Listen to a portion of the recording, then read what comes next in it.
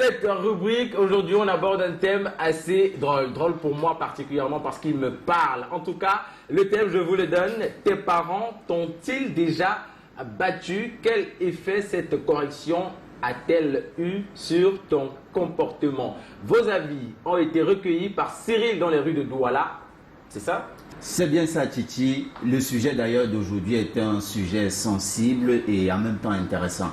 On parle de châtiment corporel qui renvoie à une forme de punition qui consiste à infliger des douleurs physiques à un enfant. Loin d'en faire la promotion, vous êtes certainement nombreux à n'avoir déjà reçu des parents. Pour avoir ample information, nous avons tendu notre micro dans les rues de Douala. Des jeunes se sont exprimés sur la question. Voici leur réaction. Oui, pas à tout moment, mais oui, j'ai été frappée par mes parents et leur agissement a eu un impact positif dans ma vie, mais pas à chaque moment. Non, moi, jamais frappé à la maison. Jamais frappé. Oui, c'est arrivé que les parents mettent main sur moi. Oui, j'ai été battu par les parents. Juste parce que j'avais eu les mauvaises notes à l'école. Bon. Et depuis qu'il a mis main sur moi, ça m'a poussé un peu à améliorer mes notes. Depuis ce jour-là, il n'a plus porté main sur moi. J'ai été déjà battu par mes parents parce que ma mère m'avait envoyé d'aller puiser de l'eau. J'ai donc refusé pour aller jouer au foot. Quand je me suis rentré maintenant, elle m'a tapé. Ils m'ont frappé, j'ai décidé d'être plus rebelle. Et ils m'ont frappé, j'ai compris que non, effectivement, j'ai eu tort et me suis repliée. Il y a plusieurs manières de corriger un enfant que de mettre main sur lui. À vrai dire, pour moi, là, si on ne me tapait pas, non, c'est que vraiment, je suis irrécupérable. Parce que j'étais nuisible. Déjà, je n'aimais pas étudier, je n'aimais pas aller à l'école, je n'aimais pas faire les tâches ménagères. Donc, tout ce qu'un enfant normal là, pouvait faire, là, moi, il refusait. Tout ce que moi, je voulais faire, c'était soit aller démonter les appareils à la maison ou alors, quand le pater faisait ces trucs de mécanique, là, c'était tout ce qui m'intéressait, en fait. Pour mon cas, la punition, c'était plutôt momenter les corvées à la maison. Donc, momenter les tâches. C'était une manière de me corriger. Cette chicotte m'a fait changer quand même le comportement parce que apparemment j'ai peur de la chicotte. Donc je ne peux plus répéter la même chose. Au début, tu penses que non, si on te blâme ou alors si on te punit, c'est pour te faire du mal. Mais c'est bien plus tard que je me suis rendu compte que c'était pour mon bien. Parce que les amis avec qui je marchais au jour d'aujourd'hui, il y en a beaucoup qui n'ont même pas eu leur baccalauréat. Il y en a beaucoup, il y a plusieurs qui se sont reconvertis dans la prostitution, d'autres ont commencé à fumer. Voilà. Merci pour vos nombreuses réactions. On a commencé ici en plateau à réagir par rapport à ce sujet qui, je vous l'ai dit, moi me parle particulièrement.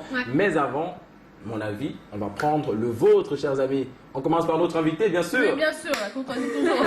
Duval Tonke, dis-nous, toi, Mbappé, est-ce que Mbappé a déjà été corrigé? Bien sûr, j'ai été déjà battu par ma mère. Battu, pas battu. Battu, Ouais. pardon, par ma mère.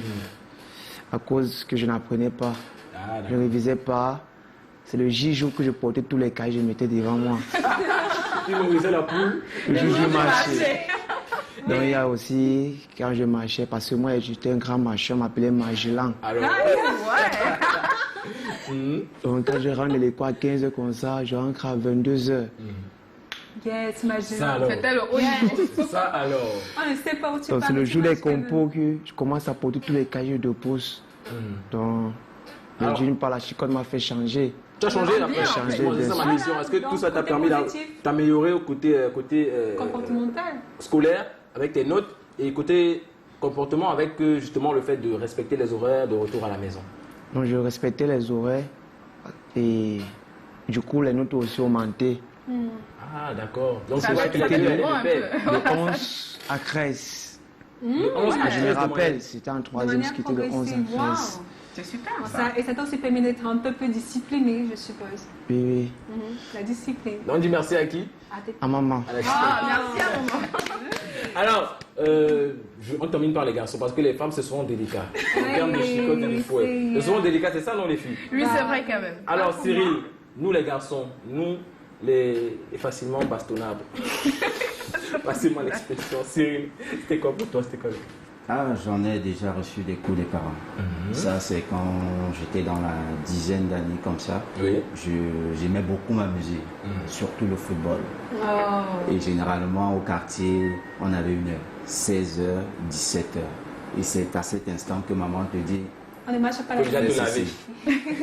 va puiser l'eau. Ouais. Fais ceci, fais ceci. Tu te dis, mais attends. Elle te pose. Elle m'attendait seulement. Le temps que tu vas mettre peut-être pour aller puiser l'eau, 5, 10 minutes, les gars auront déjà organisé. Et tu ne seras pas de la partie. Et tu ne seras pas de la partie. Je désobéissais, j'allais jouer. Et parfois, ils venaient te chercher sur le stade. Ah oui, c'est ça, en plein stade. En plein stade et devant tes amis. Avec le administrer une fessée Aïe, aïe, aïe. qui ne dit pas son nom. En public. En public. Ah ouais, carrément. En public. Donc voilà, c'est un peu ça ton histoire, quoi. C'est un peu ça, c'est un peu ça. Est-ce que tu as arrêté parce que chaque fois on te corrigeait? Est-ce que tu as arrêté de faire ça ou est-ce que tu t'es entêté à continuer? Forcément, quand on le fait, tu changes. Et à l'instant, tu ne comprends pas le bien fondé de l'action qu'on est en train de poser. Donc c'est plus tard, c'est quand tu grandis que tu réalises qu'en fait, tu étais en erreur et qu'il ne fallait pas commettre cette action. Donc je peux dire merci à maman parce que vraiment, grâce à elle, je suis devenu ce que je suis. Le faux, finalement, il a du bon. Hein, en fait, je comprends pourquoi maintenant notre tigre est très rangé comme ça. Très carré, rien de sang, même à la limite. Alors, Nazira, vu que tu as la parole, tu nous dis c'est quoi pour toi? Toi, une fille qui, en principe, est fragile et respectueuse des règles de la maison. Est-ce que tu as déjà été victime des coups de faux de tes parents? Oui. C'était beaucoup plus quand j'avais un peu dit 5, 7, 8 ans. Mais après, la maman a arrêté parce que j'étais très maladive. Et aussi parce que je comprenais vite. Et je savais me faire pardonner. Donc, je savais que quand je faisais une erreur, je venais toujours à la maison dire Ma, tu veux que je t'aide à laver les assiettes? Ma, tu veux que je t'aide à faire telle chose? Il y avait une façon de me faire pardonner. Et elle a vite cessé avec le fou avec moi parce qu'elle savait que je comprenais en fait. Quand je commettais une erreur, je faisais l'effort de me rattraper. Et après, je faisais plus la même chose parce qu'on ne fait pas les mêmes erreurs plusieurs fois quand même. Yes. Ernestine, ton avis à toi? Honnêtement? Oui. Honnêtement, sincèrement. Tu nous caches rien? Non, je ne vous cache rien. Mon père, il m'a fouetté. J'étais à la maternelle. Donc il a arrêté depuis la CIL parce que j'avais toujours de bonnes notes. J'étais toujours première de la CIL en cours moyen 2, de la 6e en seconde. Après de seconde, ça a été 5e, 6e. Toujours de bonnes notes, donc il n'avait aucune raison réelle de me faire. Et les tâches ménagères? Les tâches ménagères, je n'étais pas enfant modèle, mais je les faisais au moment de les faire. Et le comportement? Mensonge ou bien? Mensonge, je dirais que les parents ont une autre manière, les miens en tout cas, de corriger. C'est pas toujours par le fouet, c'est par des punitions. Tu ne manges pas à midi, ou alors tu n'auras pas ton petit déjeuner, ou alors tu vas laver toutes les assiettes de la maison. Donc c'est un peu ça, une sorte de compensation. Mais réellement, on ne m'a pas vraiment fouetté dans ma vie. Et on m'a beaucoup plus appris lors de la discipline. Oui. C'est en marchant dans ce sens que voilà, je suis devenue la fille que je suis aujourd'hui. C'est visible, et ça se voit, En tout cas, c'est très bien. Moi, je suis à ton opposé la plus extrême. Moi, j'étais victime quotidienne des coups de fouet. Maladif, tant que ça, mais très nuisible et turbulent parce que à chaque fois je reprenais les mêmes bêtises, je contrôlais les sorties des parents, je me dis bon, limite ils m'ont dit 16h, ce que je peux jouer, s'ils ne sont pas rentrés à 16h30 quand ils rentrent souvent du travail, je joue jusqu'à 17h, je rentre avant eux, je m'en vais, je me lave et puis je fais j'ai respecté les horaires, non. Donc il arrivait des fois très fréquemment qu'on m'attrape et qu'on me bastonne, mais alors à mort. C'est-à-dire qu'on sait que je suis maladif, je dois pas être dehors à plus de 16h parce que j'avais des problèmes respiratoires et tout. Il fait froid, c'était une certaine 17h, 18h, il doit pas être dehors, donc je suis dehors, je reviens, on me bastonne, après je tombe même malade carrément, mais ça n'empêche pas qu'on me fouette et qu'on m'amène une fois de plus à l'hôpital. Mais je veux dire qu'au fur et à mesure, ça m'a aidé, ça m'a permis, le fouet m'a permis de comprendre, de m'autodiscipliner quand j'étais plus grand, parce qu'à un certain âge, quand tu atteins un certain âge, tu te dis, mais j'ai plus besoin qu'on me fouette. Moi, j'ai carrément peut-être 16 ans, j'ai 18 ans, il ne faut plus qu'on me fouette. Et tu te dis, si tu veux plus qu'on te fouette, c'est très simple. Tu te disciplines, tu te ranges. Donc, c'est un peu ça. Et c'est ce qui a été le cas pour moi. On va, sans plus tarder, les amis, prendre l'avis de notre grand frère Emmanuel Noudem, rencontré par Cyril. C'est bien ça? C'est bien ça, Titi. On regarde. Bonsoir, ici le grand frère. Se faire battre par les parents. Moi, personnellement, avant de commencer même, je vais dire que j'ai reçu plusieurs coups des parents. Donc, je tiens déjà à dire un gros félicitations à tous ceux qui ont déjà reçu des fouets venant des parents. Pourquoi est-ce que je dis ça? C'est bon comme ce n'est pas bon. Je vais vous expliquer très rapidement. C'est bon à quel niveau exactement? On va parler du côté sensibilisation. Vous savez, parfois, lorsque le parent met main sur un enfant, ou bien lorsque le parent met main sur toi, ce n'est pas parce que le parent ne t'aime pas. Attention. Vous savez, on a souvent l'habitude de dire qui aime bien, châtie bien. Donc, automatiquement, lorsqu'il met main sur toi, c'est parce qu'il y a eu une action, une sorte d'action que tu as fait qui allait à l'encontre des règles du parent. Et à l'instant quand il va te battre, tu vas avoir cette rage-là. Et lorsque tu as cette rage-là, tu penses que le parent ne t'aime pas. Mais pourtant, il est en train de te recadrer. Et vous savez, c'est quand vous allez grandir que vous allez constater que pour l'action-ci, effectivement, tu ne devais pas faire cette action. Et là, tu dis, waouh, papa avait raison de me corriger. Mais également, on a le côté des parents. Les parents, on a certains parents qui exagèrent. Je vais prendre l'exemple, il y a des parents qui attachent leur enfant carrément et qui décident de violenter leur enfant.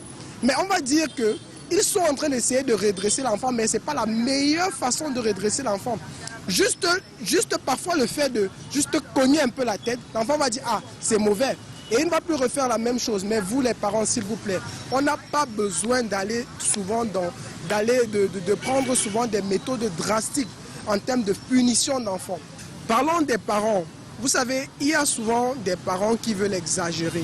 Ils veulent exagérer dans quel sens? Ils donnent souvent des punitions très drastiques à certains enfants. Et quand l'enfant grandit, ça se transmet de génération en génération. Vous allez voir un enfant qui est devenu parent. Il a été marqué par son enfance, par cette violence-là dans son enfance qu'il va répercuter ça sur ses autres enfants. On parle là de certaines punitions. Quand je parle de certaines punitions, j'ai grandi dans un quartier où, lorsqu'on voulait punir des personnes, on attachait carrément la personne et on laissait la personne dormir. Imaginez un enfant qui n'est pas encore mature dormir toute une nuit sous le froid, sans vêtements et consorts. Ça, ce n'est pas la meilleure punition, nous sommes d'accord là. Alors, certaines punitions qu'on peut donner aux enfants, vous pouvez juste cogner un peu la tête de l'enfant, il va un peu prendre conscience, ou encore tu peux dire que ok, je vais peut-être te priver d'argent de baigner, ou encore on va te dire tu ne vas pas sortir pendant tel nombre de jours. Là au moins c'est une forme de rédression pour l'enfant, mais là, aller à des extrémités comme laisser l'enfant dormir dehors ou encore battre l'enfant jusqu'à laisser des plaies sur l'enfant, vraiment, nous n'encourageons pas ça. Alors c'était le petit conseil que le grand frère pouvait donner à nos amis. Merci, c'était Emmanuel Noudem. Merci au grand frère Emmanuel Noudem. Les parents l'ont compris, les jeunes aussi l'ont compris. Tous les jeunes qui ont laissé leur message sur la page, rassurez-vous, on les a bien évidemment lus et ils seront diffusés là en santé au bas de l'écran. Merci pour vos nombreuses contributions. Merci une fois de plus au grand frère. Merci à Cyril qui a effectué le travail sur le terrain. Le plaisir est le mien. Il est le nôtre en tout cas. Prochaine rubrique les amis, c'est l'actualité people.